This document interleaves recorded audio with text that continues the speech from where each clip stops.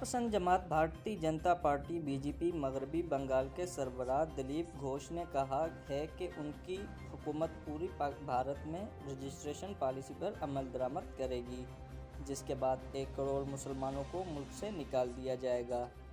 बैनुल-अक़वामी media के मुताबिक इंतहा पसंद जमात के भारतीय जनता पार्टी बीजेपी मगरबी बंगाल के सरबराह दिलीप घोष ने कहा है कि उनकी हुकूमत पूरे भारत में रजिस्ट्रेशन पॉलिसी पर अमल दरामद करेगी, जिसके बाद 1 करोड़ मुसलमानों को मुल्क से निकाल दिया जाएगा।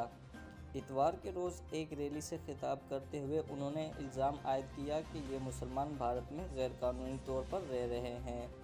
दिलीप घोष ने इल्ज़ाम आयद किया कि जो भारतीय की मुतनाज़ शरीयत के बिल के मुखालफत कर रहे हैं वो भारत के ख़िलाफ़ हैं। उन्होंने कहा कि गैर कानूनी तौर पर मुकीम अफराद हुकूमत की जानिब से 2 रुपये किलो चावल की स्कीम से फ़ायदा उठा रहे हैं, लेकिन हम जल्द इन्हें वापस भेजेंगे। बीजेपी रहनुमा ने इल्ज़ाम आयद किया कि बांग्लादेशी मुसलमान मगरबी बंगाल में जराइम में भी मुलव्वस हैं।